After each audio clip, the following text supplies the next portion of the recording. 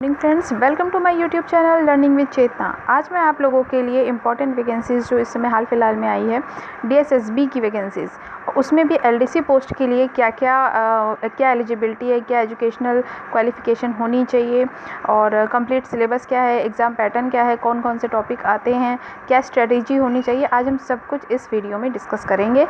कितनी पोस्ट हैं ये मैं थंबनेल में डालना मैं भूल गई थी, तो नंबर ऑफ़ पोस्ट कितनी है, सब कुछ आज हम लोग इस वीडियो में डिस्कस करेंगे। तो फटाफट से इस वीडियो को आप लोग शेयर कर दीजिए जिससे कि सभी को इसके बारे में जानकारी हो सके। तो चलिए बिना टाइम वेस्ट किए हम स्टार्ट करते हैं। देखिए, सबसे पहले डीएसएसबी के सिलेबस में हम सबसे पहले ये जानेंगे कि टोटल नंबर ऑफ़ वैकेंसीज़ कितनी है। तो आप लोग यहाँ साफ देख सकते हैं कि 278 वैकेंसीज़ हैं, ठीक है। और साथ ही साथ इसके लिए जो बताया गया है कि एलिजिबिलिटी क्या है, एजुकेशनल एलिजिबिलिटी के लिए देखिए क्या है, 10th and secondary school exam pass होना चाहिए। देखिए आप लोग देख सकते हैं ये यहाँ पर, ठीक है। और साथ ही साथ वर्ड्स पर मिनट WPM की इंग्लिश में स्पीड रिक्वायर्ड और साथ और या फिर 30 वर्ड पर मिनट की हिंदी में टाइपिंग स्पीड होनी चाहिए।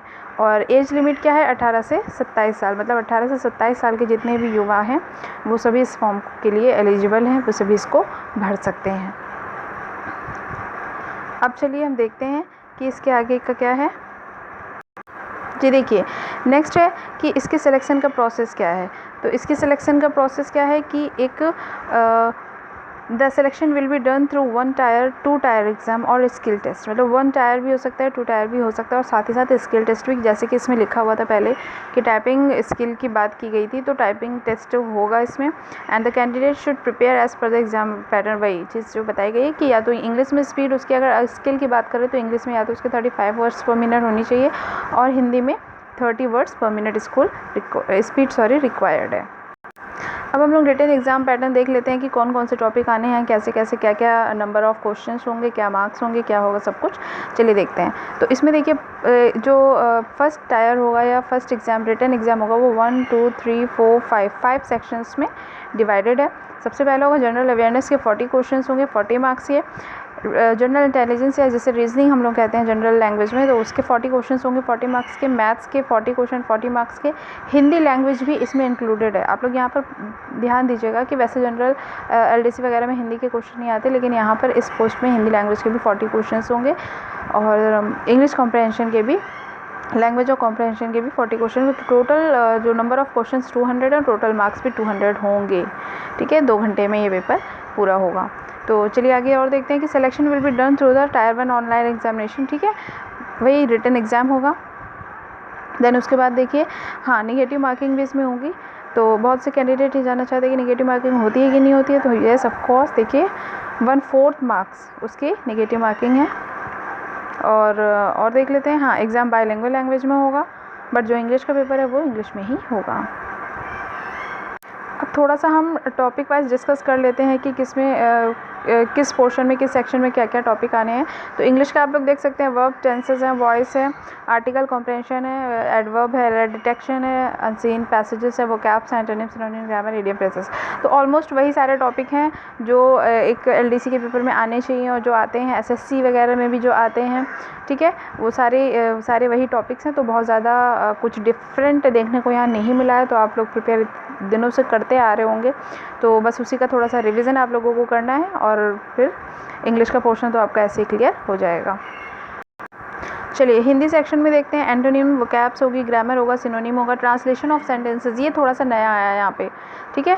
देन उसके बाद फिल इन द ब्लैंक्स होंगे, एरर डिटेक्शन होगा, कॉम्प्रहेंशन होंगे, फ्रेजेस होंगे, मुहावरे होंगे, प्लूरल फॉर्म्स होंगी, और जो बेसिकली जितनी भी चीज़ें जो हिंदी में आती हैं जैसे वो सारी चीज़ें आएंगी। लेकिन हाँ, जो और भी हिंदी में जैसे संधि समास ये सारी चीज़ें आती हैं, ये सब इसमें इंक्लूडेड नहीं है एज़ पर सिलेबस, ठीक है। तो ये सारी जनरल चीज़ें हिंदी में हैं जो आई थिंक 10th तक जिसने हिंदी पढ़ा होगा उन सबको ये बेसिक सारी चीज़ें आती होंगी। हाँ, एक नई चीज़ देखने को मिली, ट्रांसलेशन ऑफ सेंटेंसेस, तो उसकी आप लोग प्रैक्टिस करते रहिएगा। One of the most part of the paper GS and current affairs. तो इसमें भी देखिए कुछ टॉपिक्स हैं जिनको फोकस किया गया है, सारे टॉपिक्स इसमें नहीं है। तो जो टॉपिक दिए हम सिर्फ उन पे ही कवर करेंगे। तो स्ट्रेटजी हमारी उसी के अकॉर्डिंग बनाई जाएगी।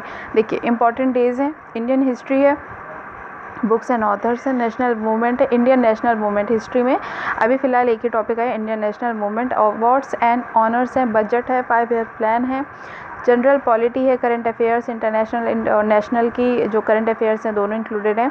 इंडियन इकोनॉमी है, capitals of India, Indian state, ठीक है। Then international and national organisations हैं, साइंस इन्वेंशन डिस्कवरीज है, साइंस टेक है, स्पोर्ट्स के हैं एंड एब्रीविएशन जो होते नहीं है शॉर्टकट, देन कंट्रीज़ और कैपिटल है। तो आप लोग देख सकते हैं कि जीएस का भी बहुत ब्रॉड सिलेबस नहीं है, एक छोटा सा ही मतलब उन्होंने टॉपिक वाइज बता दिए हैं कि इनमें से ही पेपर आना है। तो आई थिंक कि बहुत अच्छे से इसको कवर किया जा सकता है अगर हम लोग एक फुल स्ट्रेटजी लेके चले तो।